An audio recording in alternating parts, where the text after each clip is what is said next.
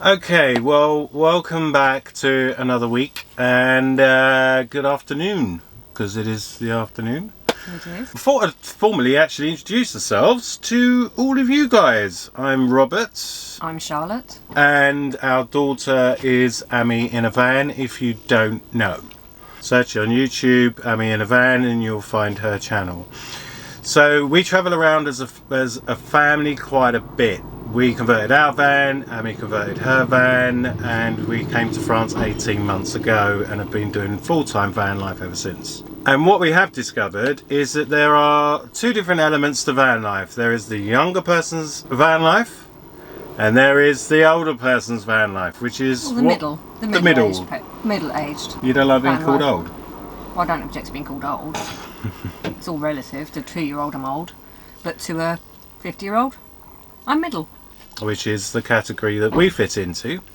And seeing as most of our audience of you guys are in our age group or above, then we thought it would be a good time to talk about what it's like doing van life at our age. But first, we've got to bring you up to speed with something from last week's video. And if you're watching this for the first time, it'd probably be quite a good thing to go back and watch our previous videos, because, you know, you kind of... Gives it context. It gives it, yeah, definitely. So if we go back in a time machine to last week, in the video you'll see that Coco was wearing a cone. We had quite a few questions actually, people were a bit worried about her. So we all go back and see what actually happened. Hey baby. Come on. Right, so Coco's been seen by the vet. It looks like whatever infection she's got is localised. It hasn't gone into the rest of her body. It might have been a tooth abscess. Yeah. I mean, she's not the only one with teeth problems, right? But we all know it. You know, the vet was superb, wasn't he? He was really, really nice. Although upset because, yeah, it's Coco. Hate to see her suffering and you know that she has to go through something. But I'm pleased she's in good hands. So yeah, he's going to call us this afternoon at some point when they've done what's necessary, and yeah, hopefully she'll be able to come home later with us. Okay, it's now 4 o'clock and we're back at the veterinary surgery. I think she's had a few teeth out. Yeah, and she's put under, but she came round nicely, which is all I care about. So we're just going to go and pick her up now and see what she looks like. Probably a bit like me. Hey baby, oh, you've got no teeth. Well, she's got a few teeth. Oh my sweetheart. Quite impressed, weren't we? Because on appraisal of her, when they looked over her, checked her blood, checked her everything, she's in really good condition. Apart from her teeth. Apart from her teeth. But Yorkshire Terriers are known for that. Yeah, I might have to chuck that pram away for a little bit longer. No. No, she's enjoying using that. And back to today. You can see Coco here. She is 100% better to how she was. She recovered actually really quickly. She ended up having several abscesses on her teeth, and she needed 7 teeth removed. So it was quite an operation for her. And bless her, she came through it really well. And we're really happy with how she's recovered. So for anyone wanting to know, she's back to being Coco again. And it's quite good news because someone in this household actually now has less teeth than me, so that's pretty good. So look, let's answer the first question. Is the thing that comes up quite a bit is, how do you find parkups? Is it safe living in a van, not in campsites all the time, which is what we do? Can't afford them. Can't afford to stay in campsites all the time. It's not the, you know, it's just something we can't do. So you have to find free parkups, how to find them, and what to look out for, really. Mm-hmm. We do find campsites a good pick-me-up when we've had a bit of a rough run. Mm-hmm. So we kind of use them more for, need a bit of a break for a couple of days or a couple of nights. But then you don't want to stay too long because you then get a bit too comfortable with everything being easier. So yeah, 2 nights and we're out. It is quite difficult to go back to the type of van life that we do after being in a campsite. But I sulk for a few days. But you kind of get back into the swing of things again. So look, how do we find parkups? Well, we use an app. Mainly it's Park for Night, but not exclusively. I like to try and find my own pitches, and this is where the beautiful thing about van life can come in for you is the adventure of it, isn't it? It's the adventure. Never knowing quite what you're going to get when you get there. That's quite cool. You know, which is what we done last week in the Cap Ferret. Some of the best sites we've actually found to park have not been on Park for Night for whatever reason. And I think it's because they're so good that people don't actually want to put them on Park for Night. We have stayed in some really good locations where we have actually discussed it, haven't we? It's like, oh, should we put this on Park for Night? And it's like, no, because it's just too nice, and the more vans, it's going to ruin it. You're going to get a sign stuck there telling you you can't park there. What we like to do when we kind of park near other vans, van lifers, and you have chats and that's when you discover things and you share your space, and they'll say, oh, I didn't know that was there. And then they'll go. So we kind of prefer to do it more word of mouth, which the van life community should be about. Definitely. Sharing where you get your water from, you know, where the really good park-ups are, that you're not going to be disturbed by police or people in cars with loud music. The good thing about that is there's a lot of them are actually local people living in vans locally because they work, but they're actually living in their van for whatever reason. There's many start different from reasons. this type of van up to really super duper mobile motorhomes. So moving on to the next one. At the end of a lot of comments is, oh, stay safe. Which we appreciate. Which we very much appreciate. Staying safe is always something that's on the back of our mind. Where we're parked today, it is a great location. The view is fantastic. But what happened?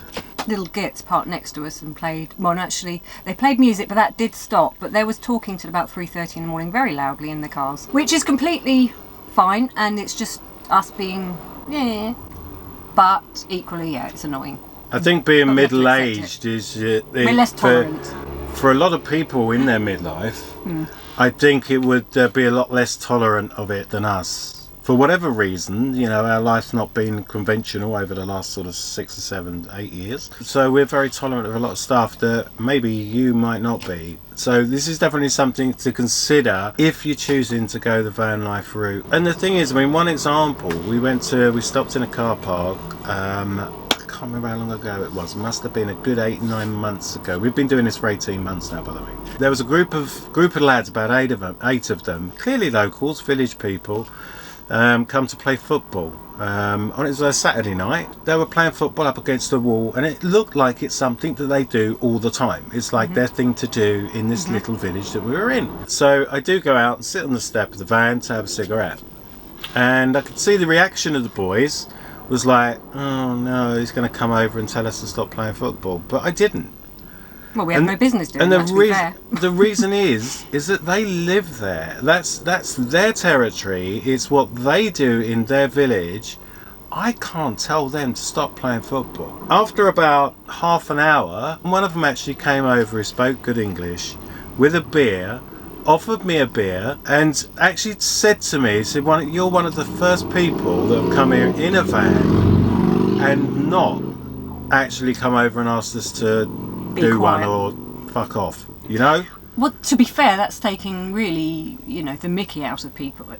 It's not respectful, sorry. You know, that is the thing, is if you're going to somebody else's place, you can't then dictate to them what they do in their village. So just be mindful, respect it. If it's annoying you, then remember it's annoying you, so you move. It's not their problem. Is van life safe? Well, yes, in my opinion it is. Yeah. We've had our moments with things happen, so you've just got to be careful. If you get a gut feeling for a place that you're parking and you think this doesn't look safe, do the right thing and move on, find somewhere else. The main thing to be cautious of, in my opinion, is cities. If you go to a big city, I would definitely advise you to go somewhere where there are security cameras. Go to a proper car park or a campsite. We were broken into in Lyon. Thankfully I didn't get in the back and steal anything. But, you know, just be very, very careful of cities if that's where you want to go. In the countryside, certainly in France, you're fine. You use the same common sense you would use if you were parking your car somewhere.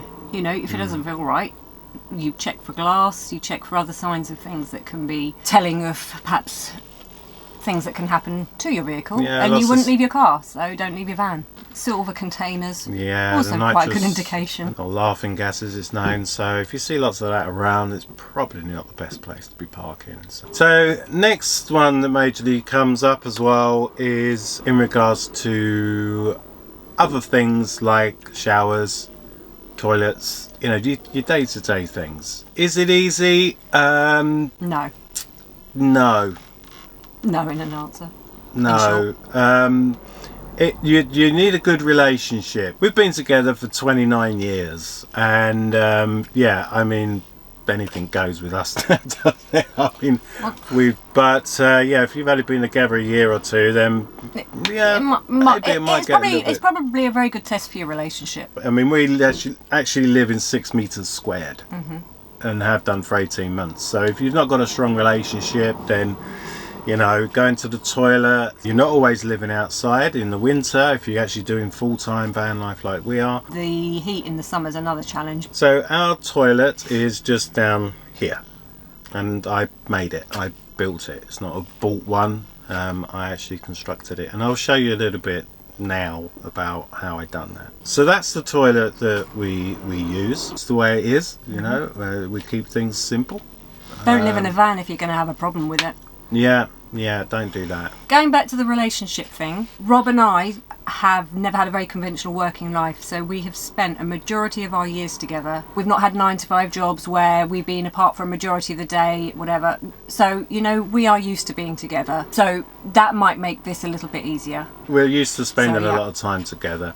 And you know, hence why we're chippy with each other, and particularly me. You're not chippy. Never. Rob edits the videos. Just remember I just sit in the back of the van here and stay quiet most of the time because, you know, she's like a dragon. When I get down into her space, which is the kitchen, I can't sit on that seat. She moans at me, "You're getting in the way, you're getting in the way." So I just jump up here. I live on this bed and she lives down here. It's like an invisible curtain across here. And we kind of live in separate parts of a 6 metre square van. So yeah, moments of chippiness are likely to be there, as in any marriage. We're tolerant of each other. But then we want to throttle each other at the same time. But then we want to throttle each other at the same time. And don't forget, he edits the videos. Therefore, he's never going to show him when he's shouting at me because I'm not talking to the camera correctly. He very much likes to slot in when I'm being less than pleasant, let's say. If I come across as a dragon, that's because he's a devil. I can be a bit of a devil, yes. I do agree. Maybe I'll have to chuck a bit of that in the next edit. So moving on, next question is cooking and facilities. You know, just general sort of how space-wise. You know, do you have enough space? And no. One of the reasons why she can cook the way she cooks is that the kitchen is an L-shaped kitchen. It's been designed for maximum space. For maximum space for the kitchen, of which we have had to forego some other things to make that happen. i.e. wardrobe. Yeah, i.e. a wardrobe. So now that's been taken over on that side. We have hanging things. And I have 3 cupboard spaces. And quite a lot of that cupboard under there. 1, 2, 3. And he has one. And I have 1. That's why I'm wearing the same stuff all the time, because I have 1 cupboard. So yes, the kitchen, in regards to van life, is actually really quite spacious. There's a lot of work surface to work with. Charlotte loves to cook, as you may have noticed. It's the thing that she loves to do. You get to see 1 meal a week, but she does that every day of the week, with the exception of maybe 1 day a week, maybe. Yeah, where I decide we're going to have a baguette and that's it. We occasionally go to restaurants, but obviously...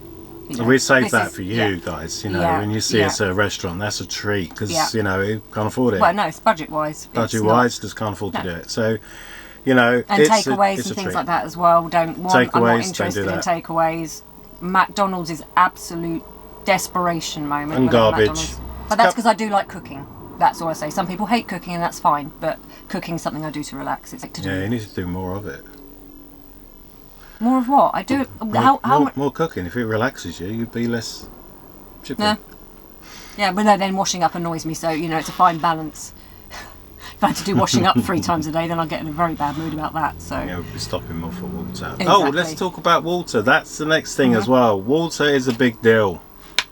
Yes. Water's a big deal. I've got 150 litres of water storage in the back of this. And when we first started doing van life, that would last us, how long?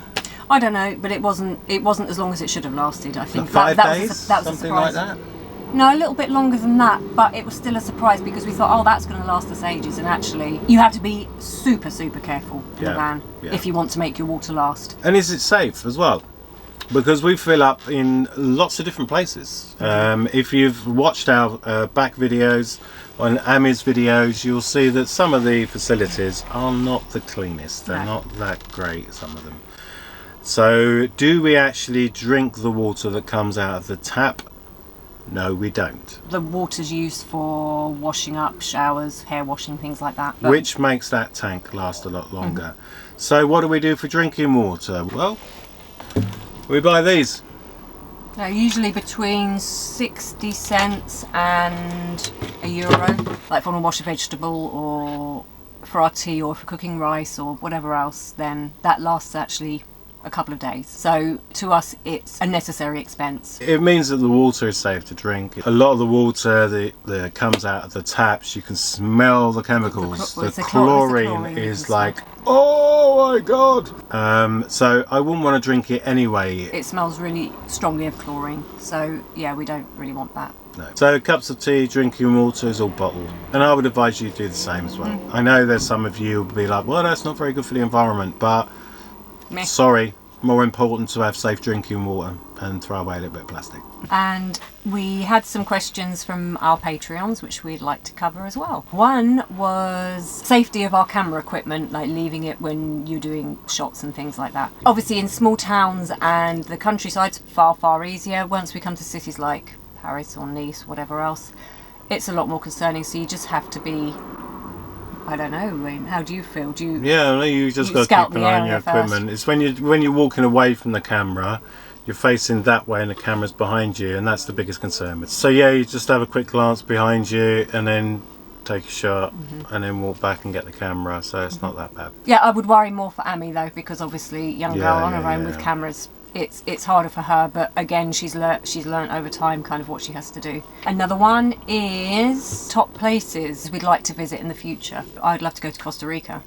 And Japan, actually Japan as well. That's two places I would love to visit. For me, it would be just to continue travelling and finding new places. That's what I'm most excited about. Isn't necessarily I want to go here, I want to go here. I just want to go on an adventure and see what I see. Because the best thing is actually when you turn up somewhere and you weren't expecting necessarily where you expected to go, you suddenly turn up, and that's the best. There's some of the best places you weren't expecting it to, to be as it was. Or sometimes you go with a preconceived idea of somewhere and it's not quite what you imagined it would be, but then turning up at other places and it just exceeds your expectations. One of those places that we found, and I've got some pictures of it and a little bit of video, I think, which was last year, about 2 months after we'd actually started van life, three months in, and it was a site up at 1,100 meters up in the Alps that I'd seen on Park for Night, and we went there really expecting a nice view, but oh my word, it was outstanding. Oh my word, it was part of the Maginot Line. You could hear a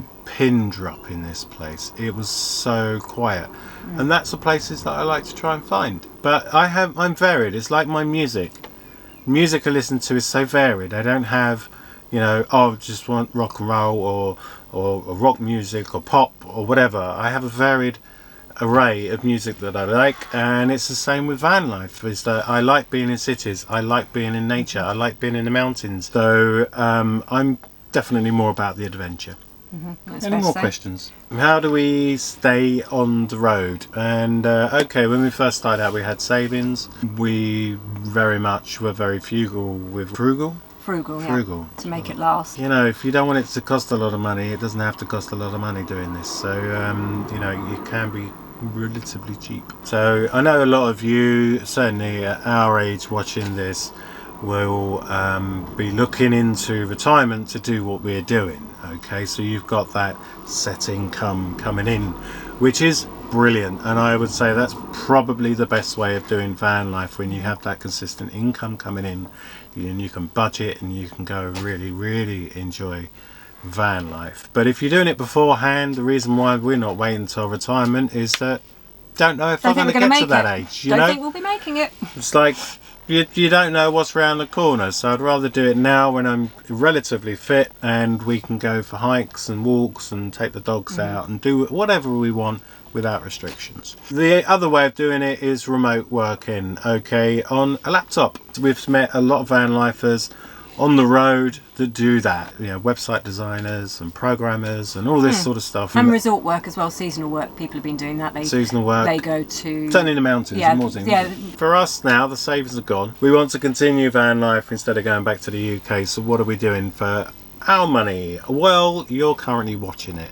And I'm not going to lie, because we said an honest Q&A, so we want you guys to continue watching our videos, hopefully like our content, and a little bit of a celebration this week. We reached 10,000 subscribers, which for us is amazing, really. I mean, I'm so happy with that. And not only that, but one of our videos, our story, has just clicked over 100,000 views. So thank you so much. And yeah, just hopefully continue watching, continue liking, continue subscribing, and that will be hopefully our income. It takes a lot of time to edit the videos. It takes 2 days at least to edit a video for me.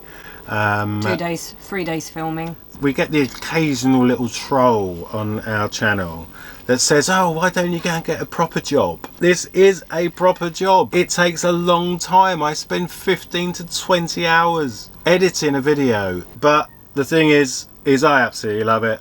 I love the editing. I've had a very good teacher as well in my daughter, who's been doing YouTube now for over a year and is now making a living out of it as well. So yeah, that's how we make money, and moving forward, YouTube that's our job now, and hopefully it will continue going up and up and up. So thank you for your support. Thank you very much for your support. Any other questions? One of our Patreons, Peter, asked, how do we get around filming, for example, in a restaurant with other people around? You know, has anyone ever said anything to you? Or? And the answer is no. Most of the time we ask shop owners, and restaurateurs if it's okay to video. That will be the answer to that one. So thank you very much, Peter. Anything else? We did talk about Charlotte's cooking and the space here to actually cook. It's now that time where it's later in the day for us. This is actually late afternoon, so Charlotte has got to start marinating some salmon. Yay! Woohoo! Salmon, people!